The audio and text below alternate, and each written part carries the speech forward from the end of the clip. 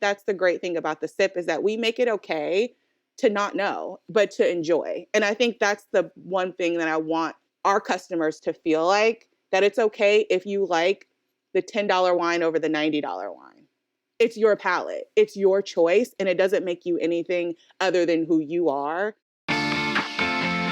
Hello and welcome to Shopify Masters, your companion for starting and building a business. I'm Shuang Esther Shan.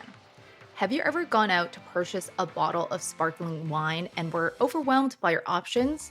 Or maybe you've been invited to a party and needed just the right bottle that's light, crisp, and perfect for the occasion.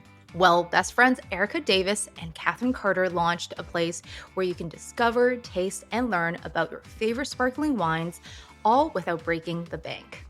They founded The Sip, a champagne and bubbly wine tasting community where anyone could curate their own luxury experience. Erica and Catherine are here to share how they've packaged and sold a wine tasting experience, expanded their business through accelerator programs, and why representation matters in the wine industry. Erica, Catherine, welcome to the show. Thank you for having us. Thanks for having us. So excited to chat about The Sip because I know that it's born out of your friendship and your rituals of having girls' night. Can you tell us how that tradition built the foundation for this business? Catherine and I met in college, so we've been friends forever. And I think the special thing about our friendship is like we went to two totally different schools, but we always found a way to stay connected. And we took a special trip to Shandong one year, and we absolutely fell in love with it. And I think we subscribed together, and it's what kind of kicked off our girls' nights. And our girls' nights would be around discovering a new bottle of sparkling wine specifically. And that really started our love for sparkling wine, but also just like how we connected. And it sounds weird to say you connected around alcohol, but it's more of like the joy and the celebratory feeling that you get when you drink sparkling wine. I think for a lot of friends, the story might have ended there. They have a ritual, they have wine night. What was it about this ritual that motivated you to actually start a business? For me personally, my mother is an entrepreneur. My grandmother was an entrepreneur.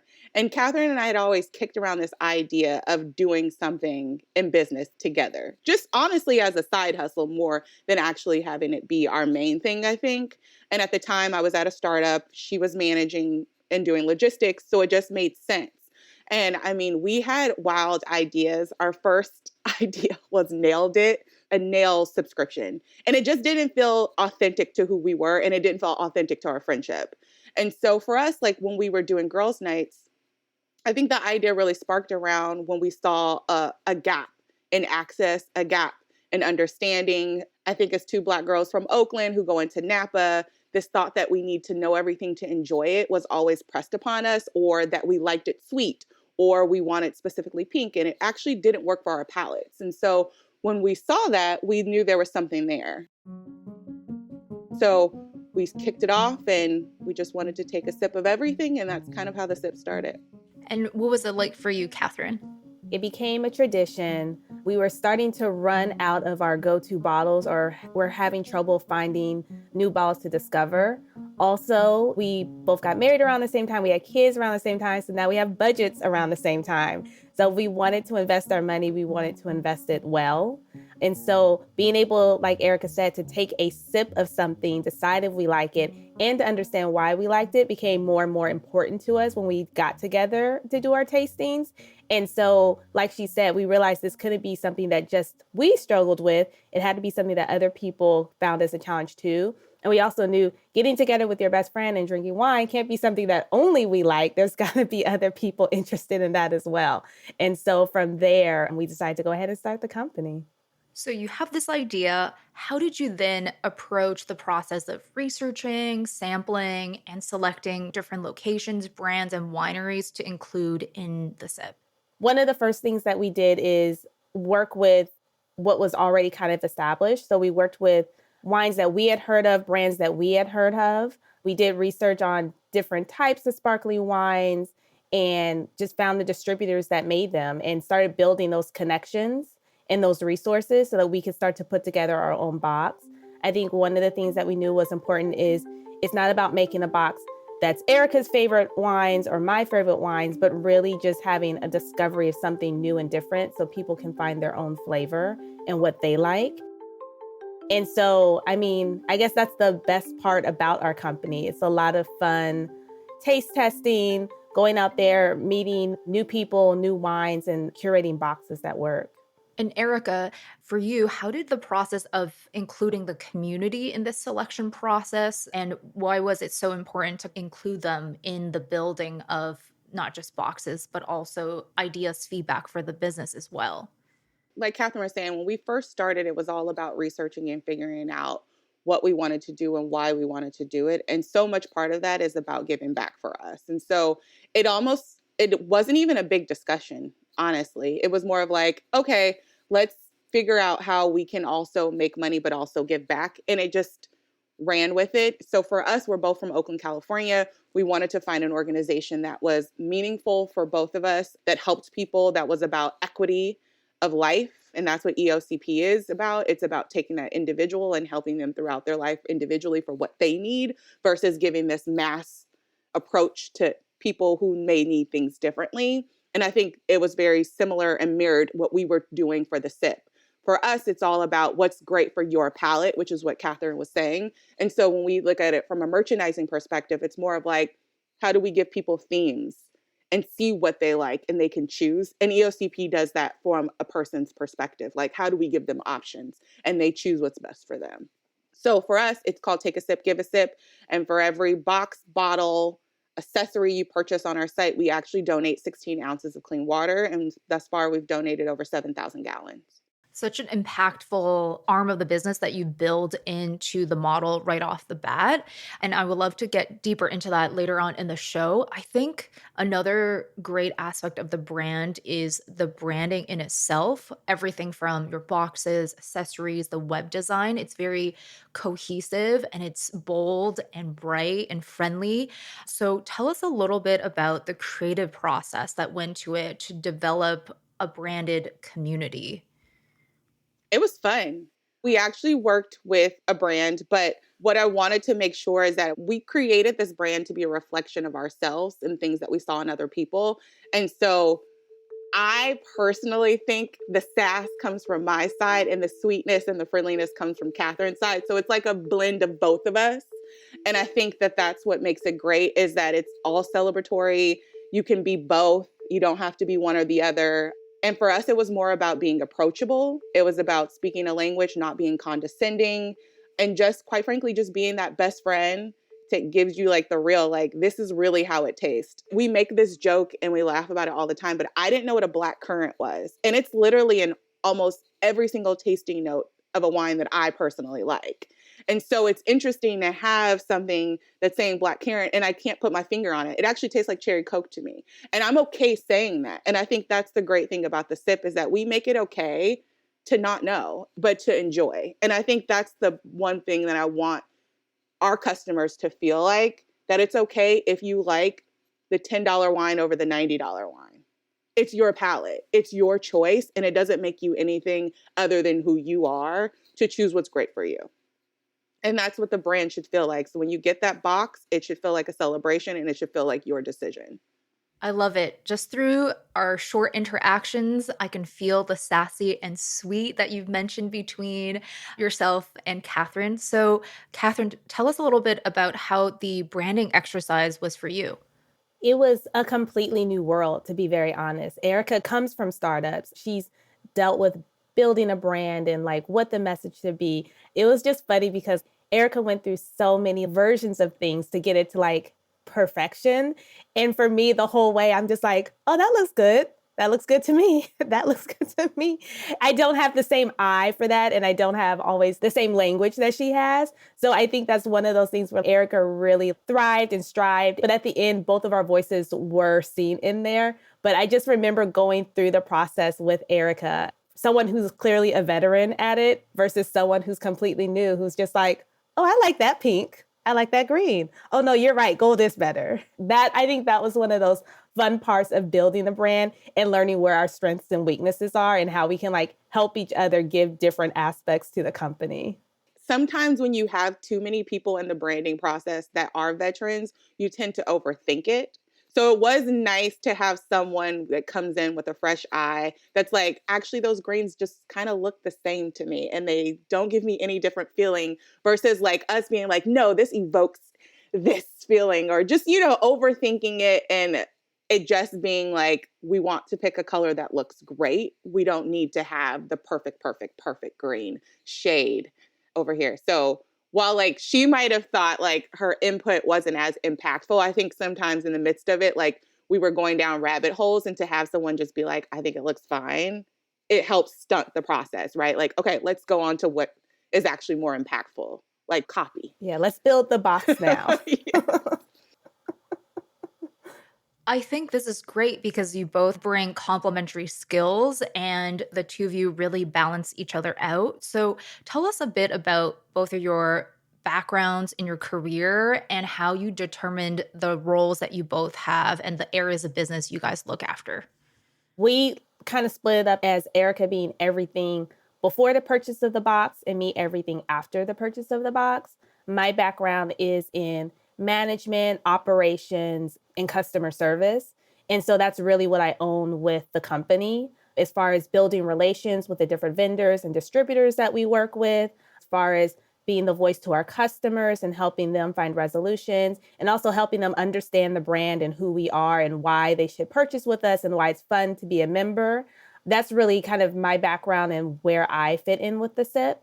By trade, I'm a merchant. And so storytelling, branding come natural to me. And so that's really where I lay my expertise. So I'm over marketing, I'm over the website because that is a bigger marketing piece, our website, over merchandising all of our products, and then the branding and the storytelling of our brand. It's something that we haven't heard of on the show before where the role was divided through like the purchasing journey. So it's very cool to hear. I really wanted to talk about something that a lot of wine consumers don't think about day to day, which is the gender gap that exists within the industry where women are mostly the consumers while actually men are running most of the industry, and especially as women of color who are founders of the SIP. Can you share a little bit why it was so important for you to start this business? Representation matters from all sides, right? Not just as Black people, but as Black women and just as women in general. And even just from a business perspective, right? Who speaks to who better? Women know women, right? I wouldn't start a brand for men and have no men in the conversation. That would make no sense, right? But so often that happens for us. And I think that's the great thing about the SIP is we're able to actually rebrand things that weren't built by women, but for women. So when we have that box, so many of those bottles that are in that box, we recapture that, we recurate that to speak in a woman's language. And we're unapologetically feminine, right? And so that's not for every single woman, and we get that. But for us, it's important to have a say in what we like and take back that independence. And I think so often, I said it earlier, as women, and specifically as Black women, we're told what we like. I can't tell you how many times people just assume I like sweet wine. It's ridiculous. I actually hate sweet wine. It's just not good for my palate. And so I think it's important for people to be okay with not going against the stereotypes. And I think it's okay for people to have that power to say, actually, I prefer this, and this is why. And I think we give them that knowledge as to why. We did find our own community of Black winemakers, Black female winemakers. It's small but mighty, and they're super helpful, super supportive. And so I think that is one of the great things that we've learned in this journey is that within this community, we found another community and we're a part of it and we're helping build each other up one box at a time. Erica, for you personally, I know that you worked in fashion and beauty where a lot of individuals who might be on the ground floor or lower in the corporate ladder are actually women because they understand the consumers who are of those industries. And now you are in a management and ownership position. What advice do you have for those individuals who want to start something of their own to cater to their own demographic, but they may be feeling like a little intimidated because they weren't given the opportunity in those management roles before? Man, I feel like this new generation is not going to have a problem with that. But if they are, I mean, I just feel like they're really bold. And I think millennials, we kind of kicked it off. But this new generation, Gen Z, they're a different breed. I think they inherently have that confidence. But for those who don't, I think one of the best things that I ever did is soak up all different perspectives, even if I didn't agree with it, right? And I think that so often when you don't agree with the opinion, you disregard it and you don't listen to why. I listen to the why. It's always good to understand the opposite of what your thought process is. Soak up all the knowledge from people that you may like, you don't like, but are in those C suites and those VP suites, because there's a reason why they're there, right? And then once you've soaked up that knowledge, and you have direction and you have purpose and you're excited about the idea, then start looking into it. I think it's always good to start at the bottom. I think it's always good to learn from everyone and don't discount any information, because nothing's ever going to be perfect. You're never going to get into a situation where there's all women with the same thought process. And I also think the diversity of thought is just as important as diversity of color. Catherine and I, we agree with a lot of things, but sometimes we see things opposite, and that makes a brand better because not everyone in the world thinks alike. So if you want to build a brand that's for multiple people, you need to have multiple thoughts. I'm chatting with Erica Davis and Catherine Carter, the co-founders of The Sip, a place where you can discover new and innovative sparkling wines. I hope you're enjoying our conversation. And if you haven't already, please subscribe or follow Shopify Masters wherever you get your podcasts, and leave us a review or feedback for the show. Thanks. We understand that there's a lot of restrictions and red tape when working with alcoholic products. How did you go about selecting a third-party distributor to help optimize the process? Definitely working in this particular field, there is a lot of red tape. There's a lot of things that you have to go through. Overall, when it comes to the legal side, there isn't really a shortcut. So I would just say, just take your time, get your licensing, get your ducks in a row. Don't try to rush that process, or you'll spend a lot of time on the back end trying to correct it later. Schedule that time for that. When it comes to picking our distributors, we have distributors both for our product and for how we ship our product. My best advice would be, don't reinvent the wheel unless you absolutely have to. Again, this is an industry that's established. There are a lot of people who already have great processes in place. And so there's a lot of places where you can pick up from without having to start from scratch. For us, particular in alcohol, there are about 5 main distributors in the country. Go ahead and start there, especially if you want to have a variety of things that you want to use. Build those relationships, get those resources, learn how they operate and how you can be in relationship with them. And then from there, when you're ready to move on to smaller distributors and to expand your portfolio, you can do that as well. And the same when it comes to shipping. There are a lot of companies that already specialize in how to ship wine, the best ways to pack it and everything like that. And so go ahead and learn from those as well. And that's the piece of not reinventing the wheel. The part of reinventing the wheel that we've kind of taken on is a lot of subscription companies often will quickly default to a third-party packer. Like Erica was talking about with our brand and how much work we've put into it and how much care we put into it and how important it is to our overall business. That's a piece we wanted to have full control of. And so we've kept our packing in-house. We invented the wheel there. We have custom boxes. We have custom inserts. Everything from us is original, and it's the sip. And that's a piece that was important to us and to our brand, to our company. So again, if you need to invent the wheel to stay true to your company, to your mission, and to the goals you're trying to accomplish, do that. But definitely start with looking at resources and how you can just effectively kind of hit the ground running as quickly as possible. I really like that because you've optimized and allowed third-party companies to help in the parts that doesn't impact the experience per se, but you've held on to that boxing and unboxing experience by keeping the packing in-house. So it's really cool to hear. So the SIP was also a part of the Launch Accelerator program, and it did help the business to grow. So what advice do you have for founders who are looking to apply to different accelerator programs? First, they need to decide whether or not they want to bootstrap or if they want to be VC back. And I think that there's this thought process now that if you want to start a business, it has to be a startup and that it has to be venture back. in order for it to be successful. When it's really just about the measurement of growth, like how quickly do you want to scale and how quickly will you be ready to scale, right? And so once you decide that, and if you think that you have a business that's positioned to scale fast, then I'd say start looking at the top accelerator programs or smaller ones that meet your criteria. So if you're a woman, I really think it's important to look at those things, that look at who's controlling the accelerator, to look at what type of VCs actually come to that accelerator. Specifically, if you're a direct-to-consumer product, to make sure that they understand direct-to-consumer. They are investors that come to that program that actually invest in consumer products, because it's probably one of the smaller industries that are actually get invested in. And you should go in there with an open mind and readiness to learn and listen. I think when we first did our Launch Accelerator program, it was the first time I was amongst multiple different types of stages of CEOs or founders. So you have to get ready for that mix and understanding that, like, even though you know some stuff, you might not know everything. And so you have to humble yourself. But I think they're incredibly helpful, especially in terms of networking. So I would say do your research. Don't just join the top accelerator program because they say it's the top accelerator program. Join the one that's actually going to be the most beneficial for you at the stage that you're in, and is going to give you what you need based off of your roadmap. And for Catherine, what advice do you have for people once they're in an accelerator program, how to make sure that they gain the most from that experience?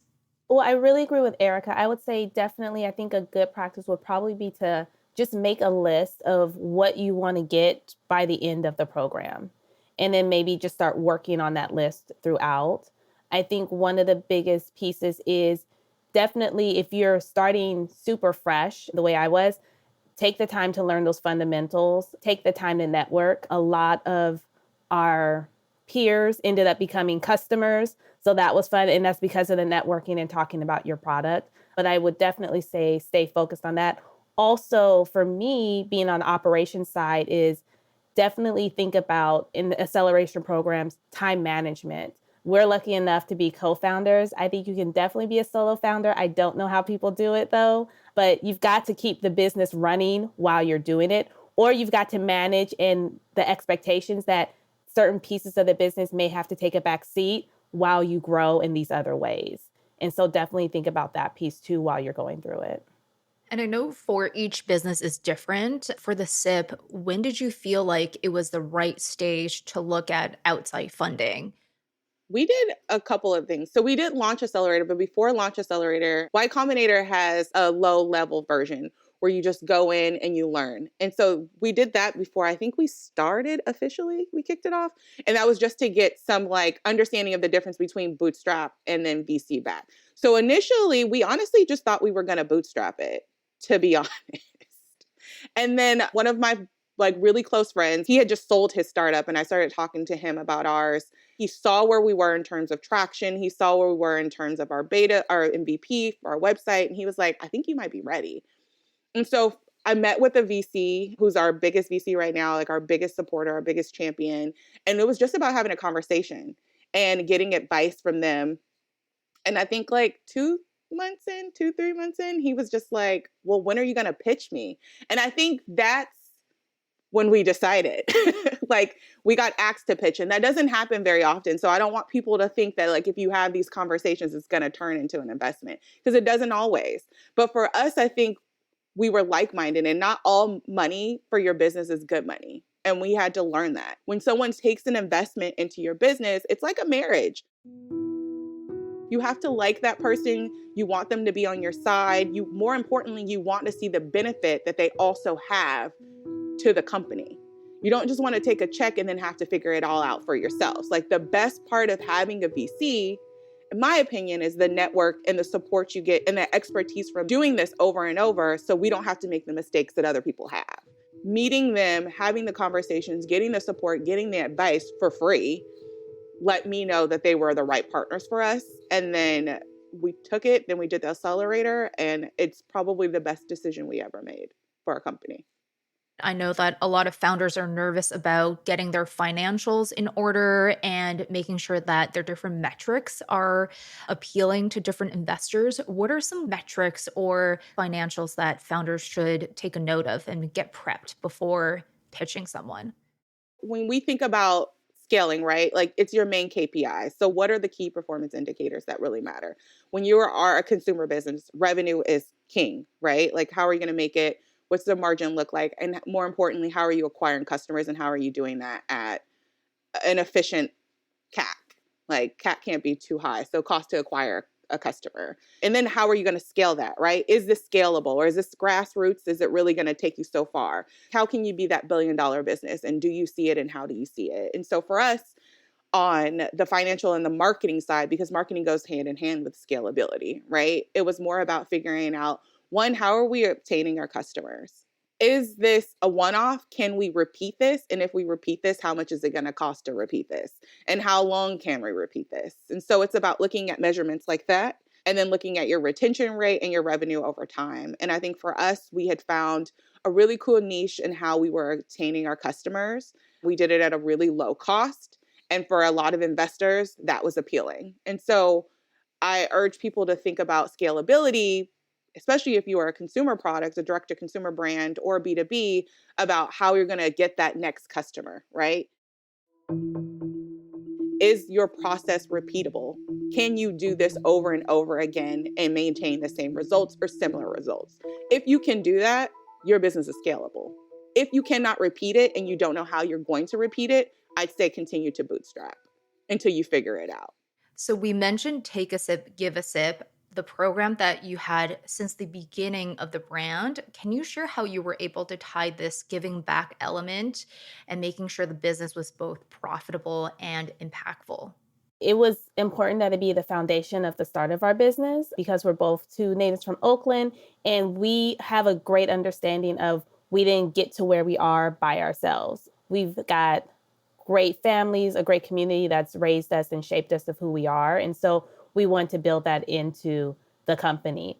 I think it just went hand in hand that any profit that was made, there had to be a give back element to it, making sure that we're profitable so that we can give back. I think for us, having the direct give back for every purchase helps make it easy. So there's not a month where we can say, well, let's look at the numbers. And if we don't hit this number, then we're not giving a donation. Regardless of how the quarter goes, how the month goes, there's going to be a purchase. So there's going to be a donation. And I think having that just very clear and straightforward message really resonates with our customers because when you're giving to a company, unfortunately, sometimes you do have to think like, well, how much is this is actually going to help somebody? And with our model, you don't have to think about that. You just know my purchase is giving this much to someone in need. And so for us, it's just been so important to make sure that we drive that home. It's all over our webpage. We talk about that to our customers every time they make a purchase because we want them to know that their purchase is impactful. It sounds like there's great values where it's accessible, it's inclusive, and you're also having this impact. So the SIP is not focused just on hyper growth, but also stable growth for the company. Can you tell us how the decision process is like for this goal? And what are some exciting new products or launches that we should keep an eye out for? We are focused on hyper growth, but we're also focused on hyper growth that's retention based, right? And so part of our core business is our subscription. And I think those are your most loyal customers, right? And those are the people who are going to stick with you. And those are the people who actually honestly help us mold the brand. They give a ton of good feedback. I think one of the great things that comes out of customer service with Catherine and her team is a lot of the feedback of the things that we're doing right. But more importantly for me, I like to hear about the things that we're not doing so satisfactory. And that comes from a brand perspective, the website perspective, a product perspective, and they're vocal. And that's where it comes to like making sure that you're hyper focused on your customer and you're hyper focused on that healthy growth, right? That's the healthy growth. And that's the retention based growth. Those are the people who are the most impactful. We also do B2B, which is hyper growth for us as business to business. We do a lot of corporate gifting. And we want to scale. So we are a VC-backed company. And for us, it's always figuring out new and innovative ways to meet our customers, whether that's at a festival, a newsletter, like whatever we decide she's at. We took a ton of time and did a lot of PR. And I think we've had some great partnerships. And for us, that's how we grow. And that's how we see our brand growing. So it's just about balancing the two and understanding your business model. And for us, it's dual, right? A lot of brands sometimes are just direct to consumer or just B2B. We happen to be a hybrid and it works for us, but it's also what helps us scale. Amazing. And maybe, Catherine, you want to share about some new product launches or new initiatives that you guys can share? Every other month, we do our subscription box. So coming up here in March, we have our subscription box that's coming out. So it's a perfect time to go ahead and join. That's what we have going up. We always have new like special curated boxes that we'll put up. So just go ahead and check our website at thesip.com. The best way is to really subscribe and join our email list so that we can send you what's up and coming for the new year. We'll keep our eyes peeled to thesip.com. Well, thank you so much for being here, Erica and Catherine. Thanks for having me. Thank you for having us. That's Erica Davis and Catherine Carter, co-founders of The Sip. And thank you for joining us on Shopify Masters. Our show is produced by Megan Coyle and Gogo Zoger. Our engineers are Matt Schwartz and Miku Betlam. Benjamin Gottlieb is our supervising producer, and I'm Shwang Esther Shan. And we will see you next time.